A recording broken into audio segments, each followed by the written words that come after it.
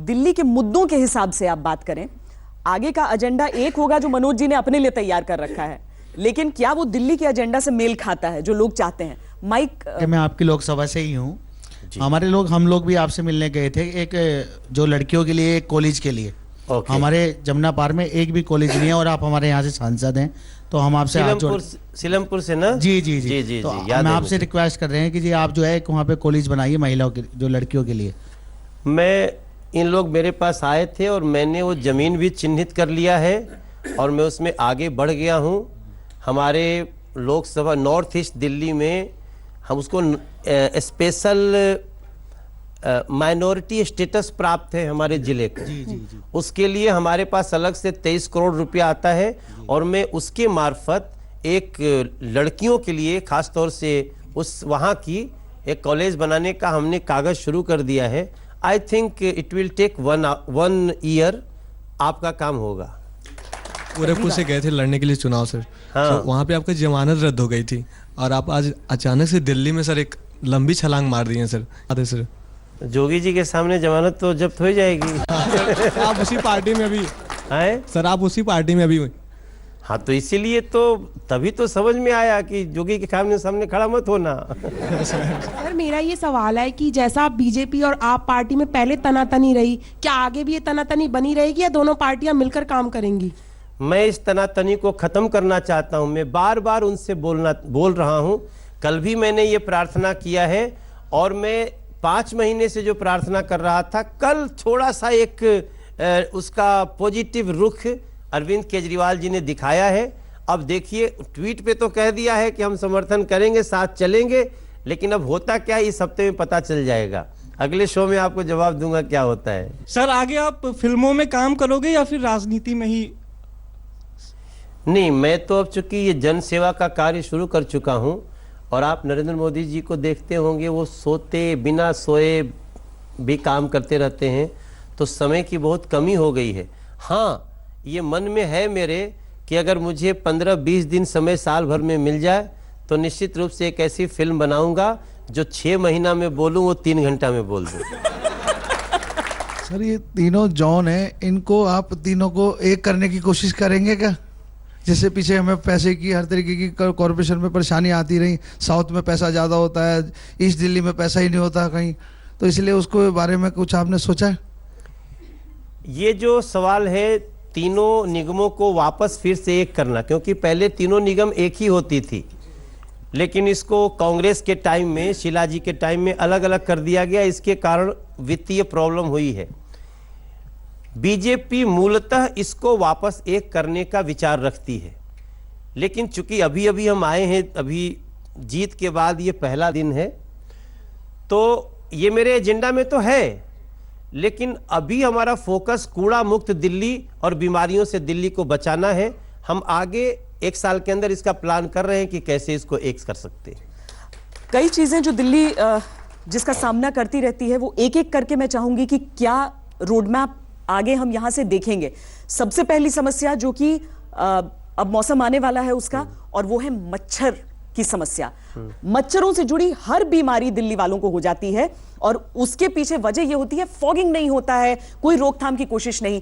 क्या इसका प्लान है आपके पास?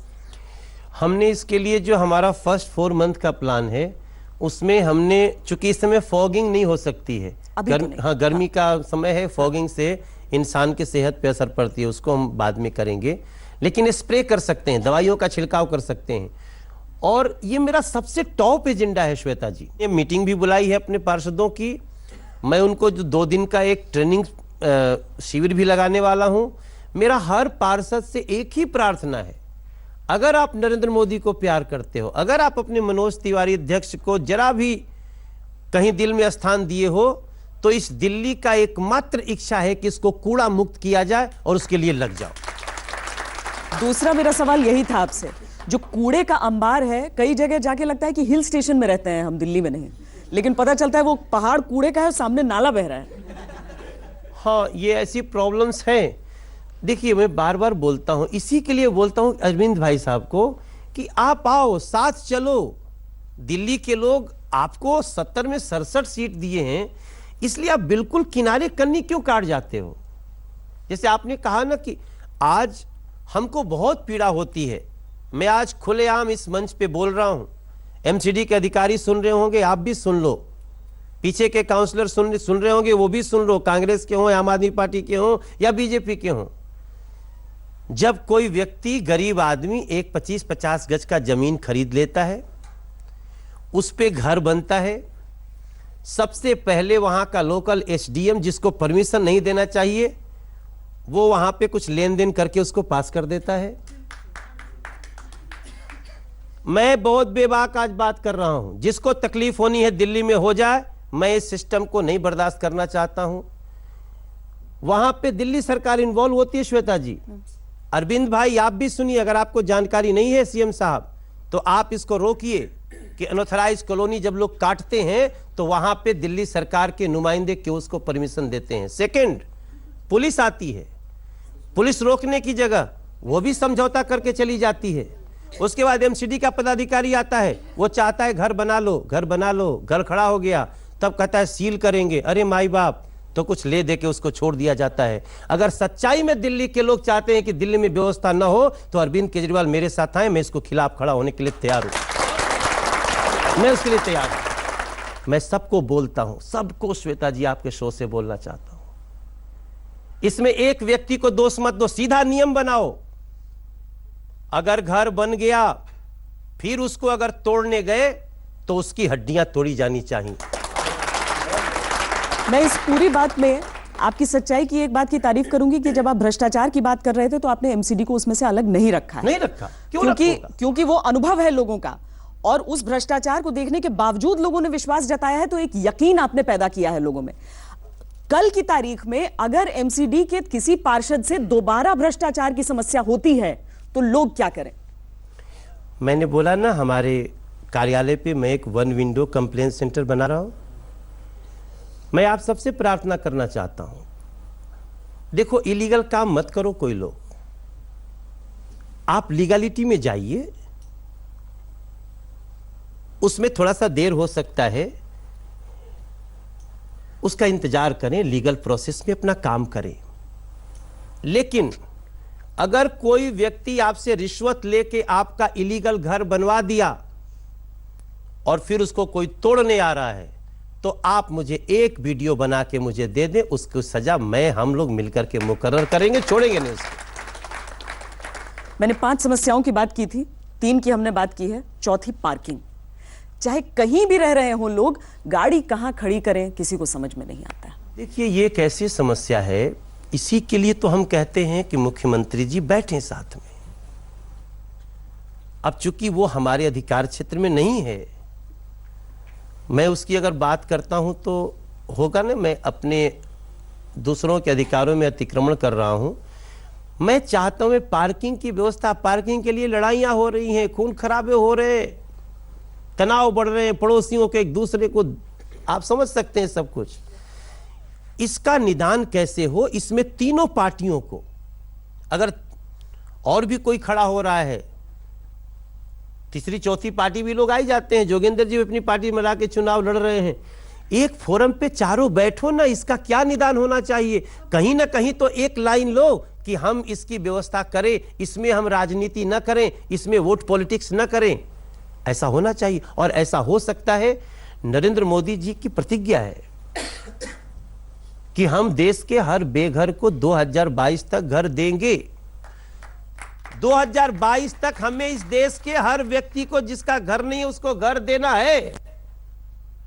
तो इसके लिए पार्किंग की भी तो व्यवस्था होनी चाहिए, घर में नल से पानी भी तो आना चाहिए। एक घर का व्यक्ति 3 घंटा पानी भरने में लगाता है, टैंकर से पानी आए 3 इंतजार कर रहा है, 15 ठो गैलन रख के रखता है, परेशान है। उससे बढ़िया 3 घंटा वो रोजगार कर ले तो उसको कम से कम 300 रुपया मिल जाएगा और उससे वो पानी का बिल दे सकता है। भाई साहब, मैं जब झुग्गियों में प्रवास करता हूं तो मैंने उसमें लोगों को पूछा, जैसे ये बहन क्या कह रही है, आप सुनिए। मीटर लगाया बिजली बिल के, वैसा पानी का भी मीटर लगा दीजिए। बिजली बिल जैसे बिजली बिल भराता है वैसा पानी का भी बिल भरा जाए। हर घर में पानी की सुविधा लगा दीजिए। तो पानी तो पहुंच रहा था सबके पास। आय दादा, यही तो सच्चाई है।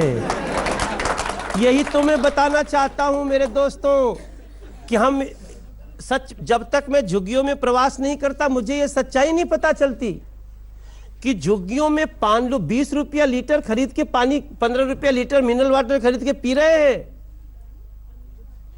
पानी जो आता है वो तो कहीं नाक बंद करके आप नहा लीजिए, उतनी बहुत है। बहुत बुरी स्थिति है। और वो पानी कब आता है? 2 घंटा पानी आया, अगर आपके पास बाहुबल है, आपके पास 10 आदमी है तो जाओ लड़के पानी ले लो, और नहीं तो पीछे खड़े देखो पानी आया गया।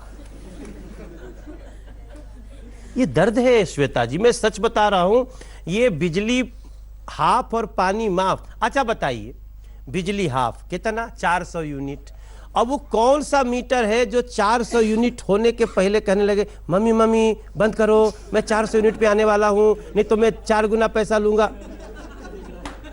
क्या है यार, कोई मीटर है क्या ऐसा? और जैसे ही 400 यूनिट से 402 यूनिट हुआ, 1 यूनिट हुआ, आप पूरे 400 का 4 गुना ज्यादा बिल आपको आएगा। इज इट बिजली हाफ? ऐसा है क्या भैया?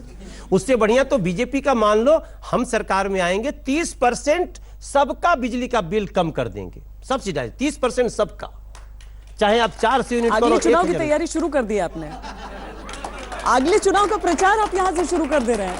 नहीं, हमारा तो ये ऑलरेडी एजेंडा है। थीम सॉन्ग बदल देंगे या यही रहेगा आपका? नहीं, मेरा थीम सॉन्ग यही है, जुग्गी जुग्गी जाना है, हर घर में दीप जलाना है, बच्चों के दिल्ली के चेहरों पर खुशियां बिखराना है, हम चलेंगे संग किसानों के, हम चलेंगे संग जवानों के, राष्ट्रवाद की अलख जगाते दिल्ली के दीवानों के, जिसने जेब ढाका डाला उसको सबक सिखाना है। सही है ना? मुझे खांसी का असर हो गया क्या किसी का? ये क्या हो रहा है? हाँ सॉरी मुझे वो पता नहीं, ये असर तो नहीं हो रहा है। नहीं, मैंने ये वैसे तो गीत ही बनाया, लेकिन ये मेरा विजन है। यहाँ पोल्यूशन है, ये संदेश होता है जो 5वीं समस्या में पूछ रही थी कि क्या उसको मिला जुला कर कुछ एक उपाय हो सकता है, क्योंकि कोर्ट को छोड़ के लगता है कोई कुछ करने को ही तैयार नहीं है ना।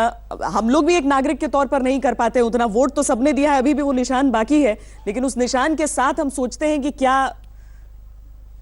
यहाँ की हवा में कुछ सांस लेने लायक होगा, बच्चों के भविष्य को लेकर थोड़ा सुकून महसूस करें। हमने एक काम किया कि अभी हम लोगों ने एक पेड़ है जो पोल्यूशन को क्लीन करने में फायदा करता है, और हम उसके लिए वो पेड़ ज्यादा से ज्यादा लगाएं, इसको हमने संकल्प पत्र में भी बोला है। तो हमारी कोशिश है कि हम इसको, उस पेड़ को लगाएं। और एक हम अभी बहुत बड़ा डिसीजन लेने जा रहे हैं आप सबके सामने, आज तक पे आज हम बताना चाहते हैं। जितने बिल्डिंग में जो आते हैं ना मटेरियल, उसको क्या कहते हैं? Loose material. हाँ। अभी तक क्या होता है ना, लोग लाए उसको लगा दिए, उसके धूल और ये सब, वो 40% दिल्ली के माहौल को प्रदूषित कर रहे हैं। तो एमसीडी के द्वारा जो निर्माण है उसमें हम स्पष्ट निर्देश लगाने जा रहे हैं कि कोई भी लूज मटेरियल नहीं लाएगा, जो भी लाएगा पहले से मिला के लाएगा, ताकि वो कहीं धूल न बिखरे, घर भी बन जाए, सांप भी मरे और लाठी न टूटे। ये बहुत जरूरी है, बहुत जरूरी। आपके विरोधियों ने कई बार ये कोशिश की कि ये तो कलाकार हैं, इनको कहां राजनीति की समझ, या हल्का आंकने की कोशिश। क्या वाकई साथ नहीं है राजनीति और कला का? जब तक आप राजनीति में आध्यात्म को नहीं लाएंगे, सूफिज्म को नहीं लाएंगे, जब तक आप राजनीति में एक कलाकार हृदय नहीं लाएंगे, तब तक आप ना लोगों का दर्द नहीं समझ सकते। आप देखिए ना, अटल जी क्या कविता कहते थे। अटल जी का तारीफ करते हो कि नहीं आप लोग? उन्होंने कहा था कि टूटे मन से कोई खड़ा नहीं होता, छोटे मन से कोई बड़ा नहीं होता। तो लोग, हम कविताओं में क्या कहते हैं? हम तो कविताओं में यही कह रहे हैं, हाँ रोटी सोटी दे दो, सड़क बनवा दो, बिजली का थोड़ा प्रबंध करवा दो। पानी बिना होठ सूखे नल चलवा दो, गांव वाली नदिया पे पुल बनवा दो। भाई बहन भाग रहे गांव घर छोड़ के, खेत खलिहान छूटा, बूढ़े माँ बाप छूटे, उनको वापस अपनी गांव में बुला। कितने लोग, अगर हमें गांव में रह के रोजगार मिले, हमें अपने घर में रह के पानी मिले, हम इस संगीत का प्रयोग कर रहे हैं। हमने 2014 में भी गाया था। जो भीड़ आती थी ना मोदी जी के सभाओं में, मैंने कहा इसको भीड़ मत समझना, कि भारत माता है पीड़ा में और ये भीड़ पीड़ा की मूरत है, सारा देश पुकार रहा है, अब मोदी की जरूरत है। सब तो हम उम्मीद यही करते हैं कि एक जबरदस्त बहुमत के साथ सरकार में दिल्ली में एक जबरदस्त बहुमत के साथ एमसीडी की कमान मिल गई है। अब ये दो जबरदस्त बहुमत वाले एक बीच का रास्ता निकाल लें, कम से कम 3 साल दिल्ली के आराम से गुजरे, उसके बाद लोग फैसला ले लेंगे कि किसने बेहतर काम किया है। मुझे लगता है ये नमूना आप लोग दिखा सकते हैं। अच्छा नहीं, हम दिखाएंगे, हम दिखाएंगे। हम बहुत, क्या कहते हैं ना, हम बहुत दिल से चाहते हैं कि ऐसा करें। तो हम एक गीत आज स्पेशली गाना चाहते हैं, और वो गीत हम दिल्ली के लिए, दिल्ली के लोगों के लिए गाना चाहते हैं कि हम तुम्हें चाहते हैं ऐसे, हम तुम्हें चाहते हैं ऐसे, मरने वाला कोई, मरने वाला कोई जिंदगी चाहता हो जैसे, हम तुम्हें चाहते हैं।